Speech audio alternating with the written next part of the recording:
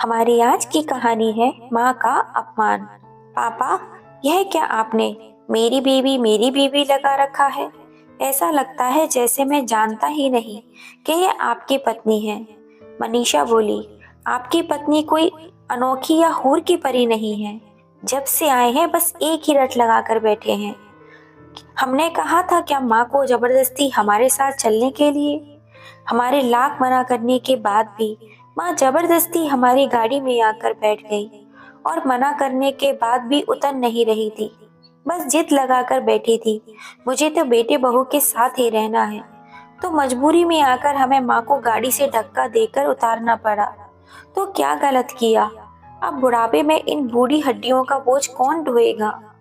यह सुनते ही राजेश जी ने खींचकर एक जोरदार तमाचा अपने छोटे बेटे अजय के गाल पर जड़ दिया और गुस्से से बोले, तुम्हारी हिम्मत कैसे हुई मेरी अंजलि जी के साथ ऐसा करने की? यह देखकर मनीषा तमा कर बोली, पापा जी, आपको शर्म नहीं आती शादीशुदा बेटे पर हाथ उठाते हुए? भूलिए मत, ये आपके बेटे से ज्यादा अब मेरे पति हैं। इन पर अब आप दोनों का कोई अधिकार नहीं है। अरे, आपको पता भी है आज ये कितने बड़े आदमी हैं? अरे, आप जैसे लोग इनके पैरों में गिड़गिड़ाकर भीख मांगते हैं, तो आपकी क्या औकात है? तभी एक झन्नाटेदार तमाचा मनीषा के गाल पर भी पड़ा। अंजलि जी ने आज पहली बार किसी पर हाथ उठाया था। तमीज से बात करना सीखो बहू। पति पत्नी होना कोई अपने माता पिता से रिश्ता तोड़ना का अधिकार नहीं देता। अंजलि जी की आवाज गुस्से और दर्द से कांप रही थी। अपनी पत्नी का साहस देखकर राजेश जी की आंखों में चमक आ गई। अंजलि जी गुस्से में बोली, खबरदार मनीषा, अगर मेरे पति का अपमान करने की कोशिश भी की तो? और जब हमारा तुम लोगों पर कोई अधिकार ही नहीं रहा तो किस मुंह से अपना हक मांगने चले आए हो? मैं नहीं दूंगी तुम्हें एक फूटी कौड़ी भी। अब जाओ, सड़क पर भीख मांगो। अंजलि जी का ऐसा रूप देखकर चारों बेटे बहू सन्न खड़े रह गए। अंजलि जी बड़ी बहू मनीषा की तरफ पलट कर बोली, क्या कह रही थी तुम बहू? ऐसा करो, आज तुम बुलाई लो अपने भाई को। खैर छोड़ो, तुम तकलीफ क्यों करती हो? यह काम भी मैं ही कर देती हूँ। तभी राजेश जी के पुराने दोस्त बनवारी जी का बेटा एक पेपर लेकर और दो पुलिस वालों के साथ वहां पहुंचा। पुलिस को सामने देखकर मनीषा की आंखें फटी की फटी रह गईं। उसे तो दिन में तारे नजर आने लगे, क्योंकि पुलिस की वर्दी में कोई और नहीं बल्कि उसका बड़ा भाई दीपक था। भाई को अपने पक्ष में करने के लिए मनीषा जल्दी से आगे बढ़ी, लेकिन दीपक ने दूर से ही हाथ का इशारा करते हुए कहा, इस वक्त मैं ड्यूटी पर हूँ। यहाँ कोई किसी का भाई नहीं और ना ही किसी की बहन, समझी? अपने भाई की रूपदार आवाज सुनकर मनीषा चुपचाप एक किनारे खड़ी हो गई। इसी बीच राजेश ने वह पेपर वकील से लिया और अजय और मनीषा की तरफ बढ़ा दिया। पढ़ लो इसे, राजेश ने सख्त आवाज में कहा। पेपर देखते ही चारों बेटे बहू के पैरों तले जमीन खिसक गई। वे बस राजेश जी के चेहरे को देखने लगे, लेकिन उनके चेहरे पर अब कोई दया नहीं थी। इसके बाद राजेश जी, दीपक और बनवारी जी अपने कमरे में चले गए। अंदर से दरवाजा बंद कर लिया। चारों बेटे बहू सोफे पर धम से बैठ गए और आने वाले तूफान से थर थर कांपने लगे, जिसका अंदाजा उन्हें पहले से ही हो गया था। और अब दोनों बेटे बहू उस दिन को कोसने लगे जब पिछली बार गांव आने की खबर माता पिता को दी थी। अरे कहाँ हो भाग्यवान, राकेश और अजय का फोन आया था। दोनों बेटे और बहुएं आज ट्रेन में बैठ गए हैं, कल तक गांव पहुंच जाएंगे। राजेश जी खुशी से अंजलि जी को बताते हुए बोले। दूसरे ही दिन अंजलि जी बार बार घड़ी की तरफ देखती रहीं और राजेश जी से कहती रहीं, फोन करके पूछो तो सही, दोनों बेटे और बहुएं कहाँ तक पहुंचे, अब तक आई क्यों नहीं? इंतजार की घड़ियां काटी रही कट रही। राजेश जी बोले, अरे भाग्यवान, सब्र करो, आ जाएंगे। तुम दो घड़ी चैन से बैठ जाओ, सुबह से तरह तरह के पकवान बनाए जा रही हो, फिर घुटनों के दर्द परेशान करेगा। अंजलि जी बोली, सबकी पसंद का खाना बनाया है आज, देखना खाना खाते ही खुश हो जाएंगे सब लोग। पूरे 2 साल बाद देखूंगी आज सबको।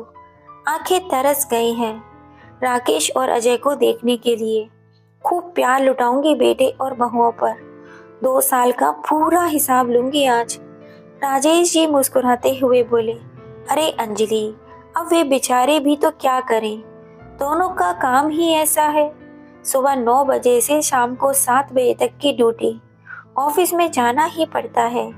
कैसे समय निकाल पाते हम लोगों के लिए, इसीलिए तो 2 साल बाद आ रहे हैं। अंजलि जी ने लंबी सांस लेते हुए कहा, फोन पर कह रहे थे दोनों, इस बार हमें अपने साथ शहर ले जाएंगे। वैसे अब अकेले नहीं रहा जाता, घर काटने को दौड़ता है। राजेश जी और अंजलि जी के दोनों बेटे राकेश और अजय शहर में नौकरी करते थे। उनकी पत्नियां मनीषा और रेखा भी उनके साथ शहर में रहती थी। आज पूरे 2 साल बाद दोनों बेटे और बहुएं गांव आ रहे थे और राजेश, अंजलि जी उनका बेसब्री से इंतजार कर रहे थे। अंजलि जी बोली, सुनिए, मैंने तो हम दोनों के कपड़े भी बैग में रख लिए हैं। राकेश कह रहा था वे लोग यहाँ सिर्फ 2 दिन ही रुकेंगे, तो हमें कहाँ समय मिलेगा पैकिंग करने का। राजेश जी ने हैरानी से बोले, तुम भी हद करती हो भाग्यवान, बेटे से पूछे बिना तुमने कपड़े भी पैकिंग कर ली। कम से कम उन्हें आ तो जाने दो पहले, फिर अगर वे शहर ले जाना चाहते हो तो पैकिंग करने में क्या ही समय लगता। दोनों की बातचीत के बीच घर में एक अजीब सी उत्सुकता और हलचल थी। इंतजार के हर पल के साथ उनके दिल की धड़कनें भी बढ़ती जा रही थी। अंजलि जी बोली, आपसे तो बात करना ही बेकार है, हमेशा उल्टा ही बोलते हो। जब एक बार फोन पर कह चुके हैं कि इस बार हमें साथ ले जाएंगे, तो भला बार बार उस बात को क्या दोहराना। अब इस उम्र में माता पिता को अकेले थोड़ी छोड़ेंगे।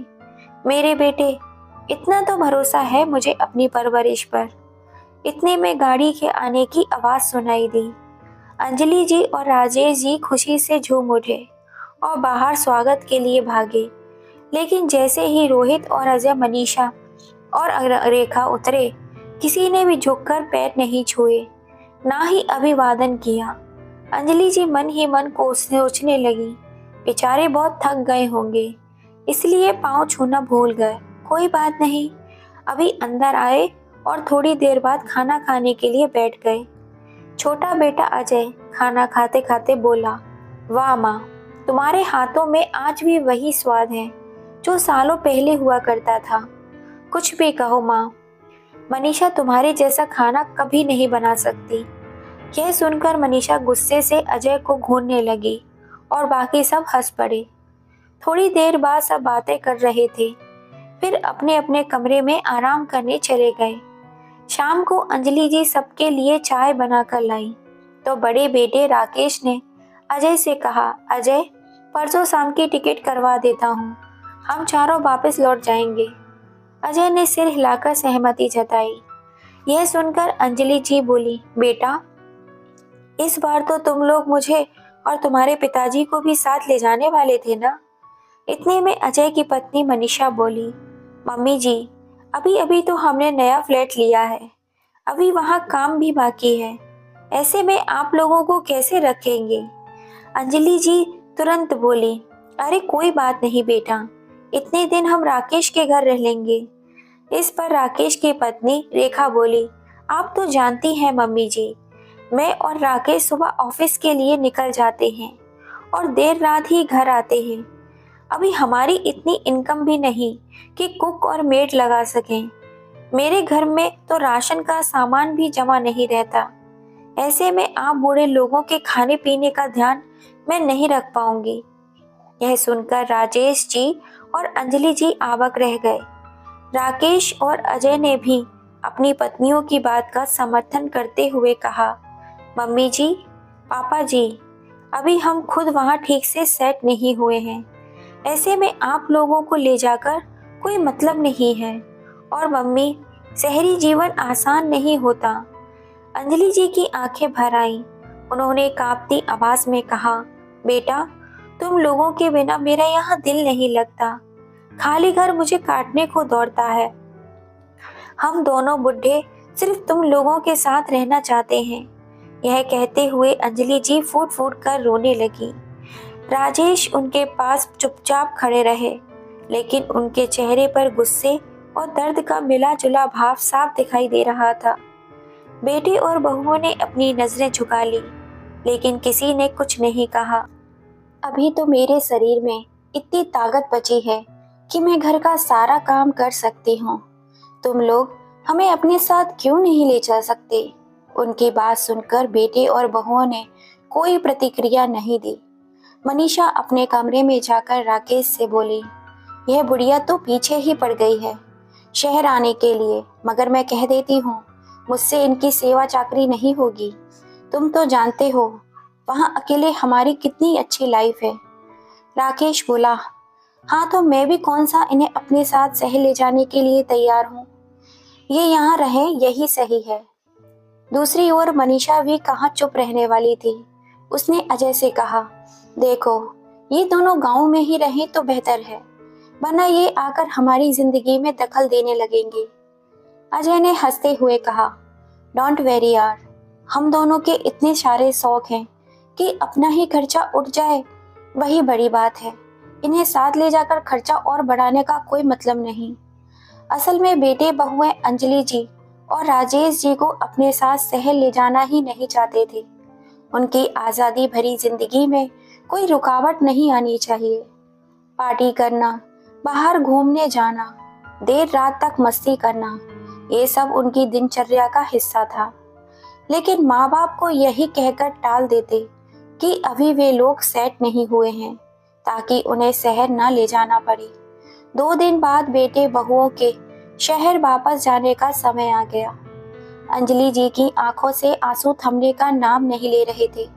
उन्होंने फिर एक बार कहा, मैंने तो हम दोनों के कपड़े भी बैग में तैयार करके रखे हुए हैं। इस बार तो बड़ी उम्मीद लगाई थी कि तुम लोग हमें भी अपने साथ ले जाओगे। बेटा, तुम लोगों के बिना यहाँ मन नहीं लगता। यह घर काटने को दौड़ता है। राकेश माँ की बात को काटते हुए बोला, माँ, अब हमें जाने दो।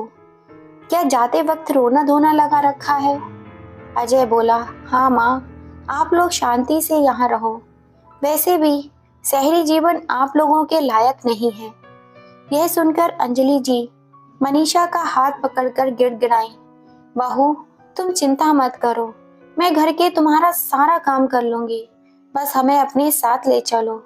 लेकिन मनीषा ने झटके से उनका हाथ छुड़ाते हुए कहा, मम्मी जी, जाते वक्त रोका टोकी मत किया करो, और गाड़ी में जाकर बैठ गई। अंजलि जी रोते बिलखते रह गईं, लेकिन गाड़ी में बैठकर मनीषा हंसते हुए बोली, जान बची तो लाखों पाए, वरना इस बार तो ये बुढ़िया हमारे साथ चलकर ही दम लेती।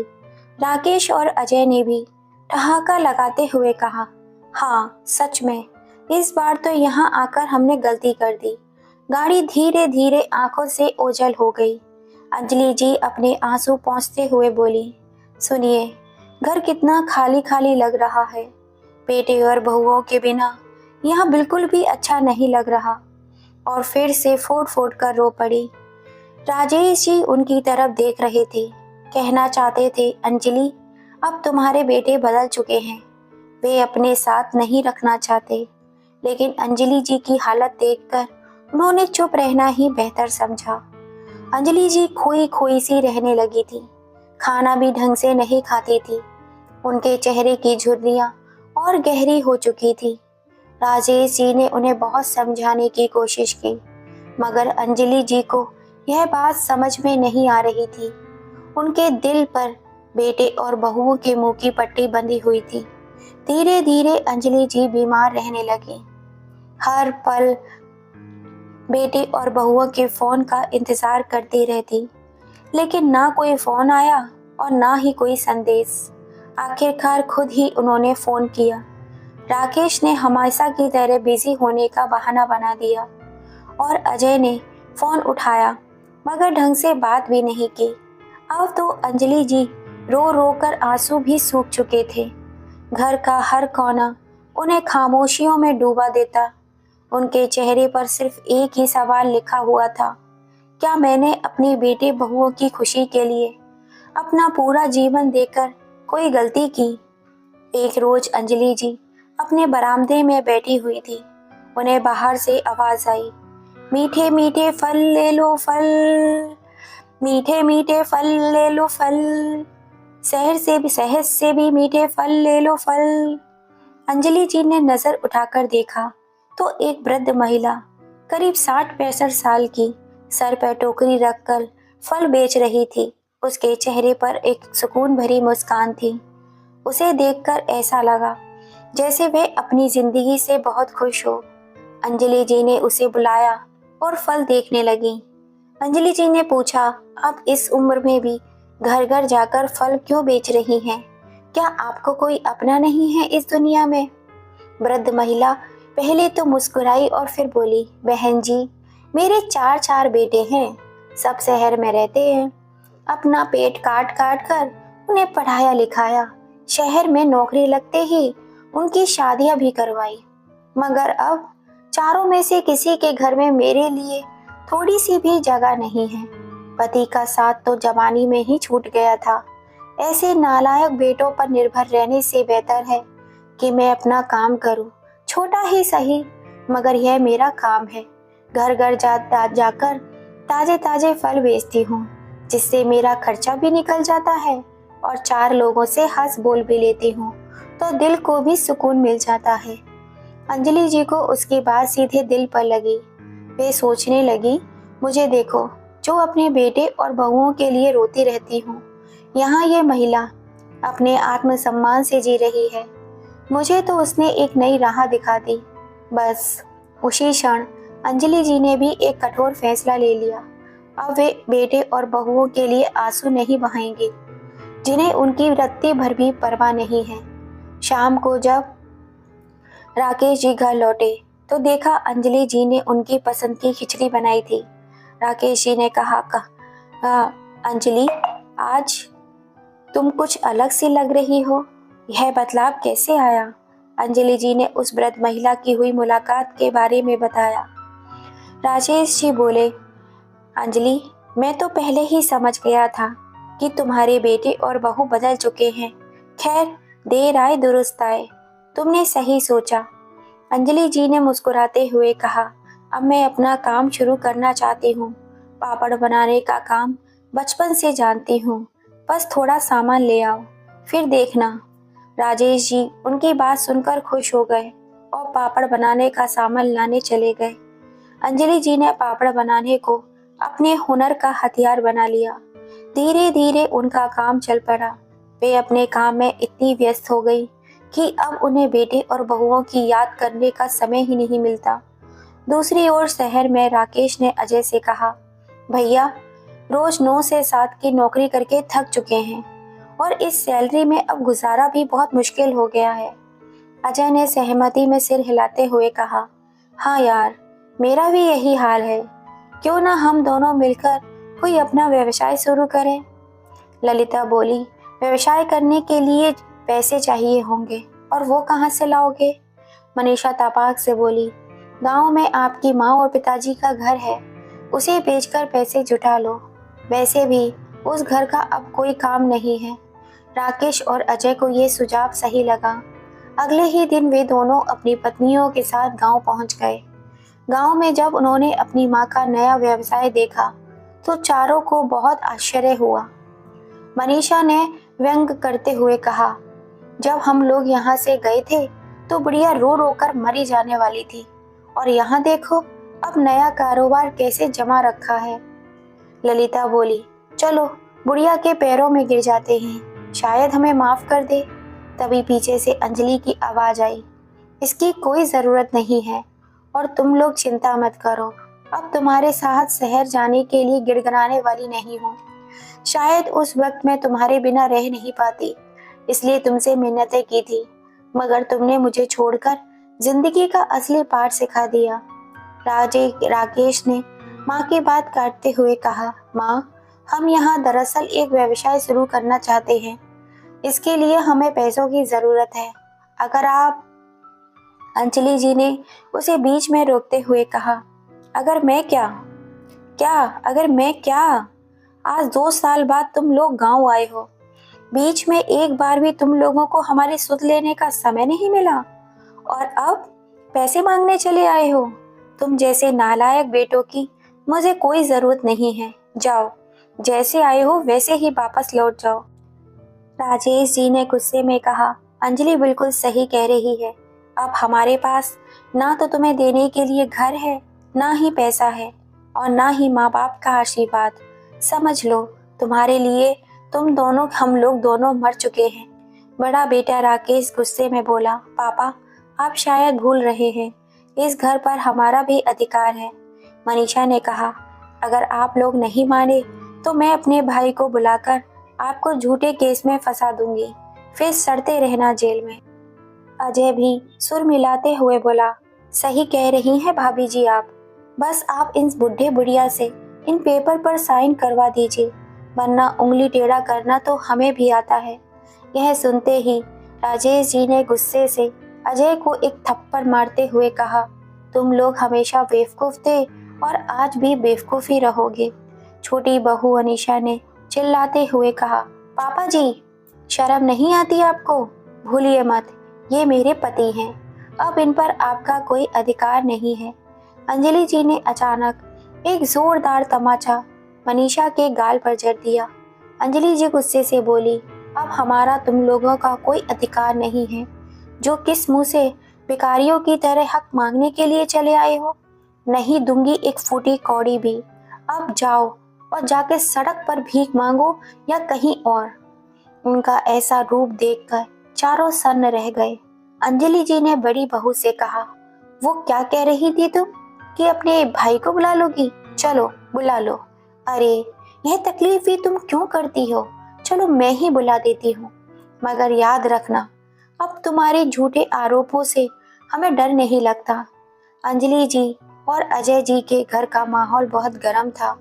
बड़ी बहू और दोनों बेटे अब जिद पर अड़े हुए थे कि उन्हें अपनी जायदाद का हिस्सा चाहिए।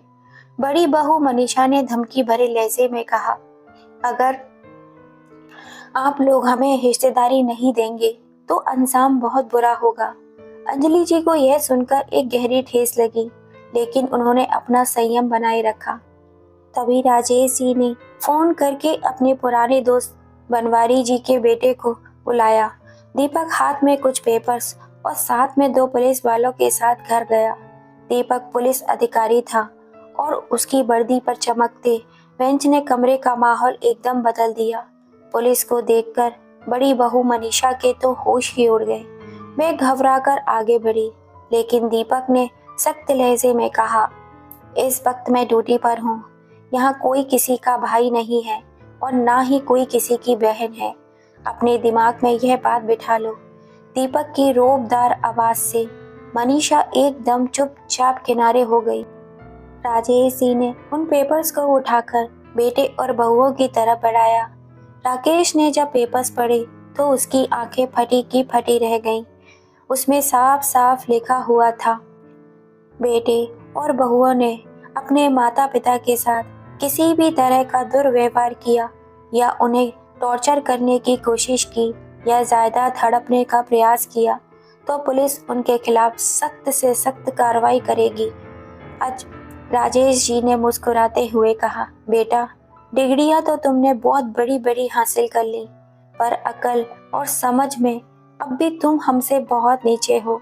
यह घर और जायदाद अब हमारे लिए आत्मसम्मान की बात है और इसे तुम जैसे नालायकों को सौंपने का सवाल ही नहीं उठता।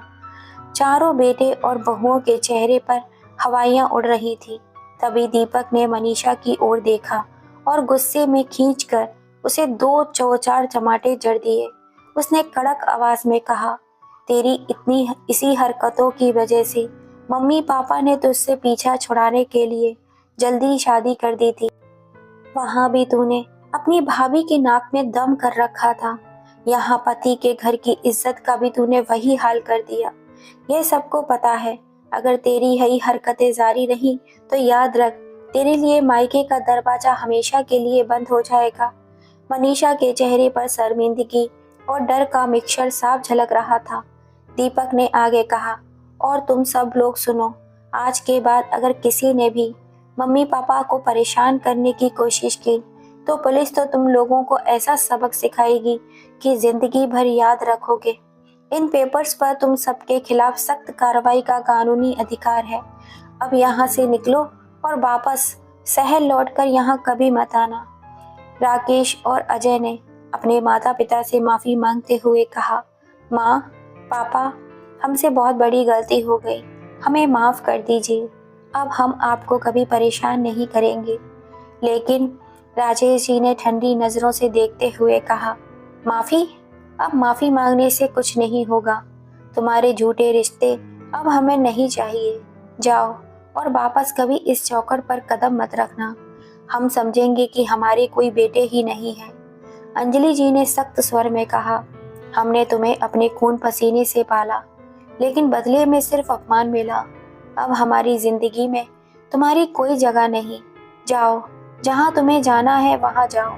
हमारी प्रॉपर्टी, हमारे सपने, हमारी जिंदगी अब सिर्फ हमारी है। चारों बेटे और बहुएं वहाँ से मायूस होकर लौट गए। उनकी चालाकियों और मंसूबों पर अब पानी फिर चुका था। दीपक ने राजेश जी और अंजलि जी से हाथ जोड़कर माफ़ी मांगी और कहा, मुझे पता था कि मेरी बहन और इन लोगों का व्यवहार कैसा है, लेकिन मैं समय पर नहीं पहुंच पाया। अब आप निश्चित रहिए, आपके सम्मान को मैं कभी भी ठेस नहीं पहुंचने दूंगा। राजेश जी और अंजलि जी ने उसे खूब सारा आशीर्वाद दिया। माता पिता अपने बच्चों से निस्वार्थ प्रेम करते हैं, लेकिन वही बच्चे बड़े होकर माता पिता की संपत्ति और पैसों से ज़्यादा प्रेम करने लगते हैं। क्या उनका यही फर्ज है कि वे अपने माता पिता सिर्फ उपयोग करें? इस कहानी से हमें यही सीख मिलती है। दोस्तों, अगर आपको ये कहानी पसंद आई हो तो प्लीज़ इसे ज़्यादा से ज़्यादा शेयर कीजिएगा। अंजलि जी और राजेश जी ने अपने बेटों को अपनी जायदाद से बेदखल कर सही किया या गलत? प्लीज़ अपनी राय कमेंट करके हमें ज़रूर बताइएगा।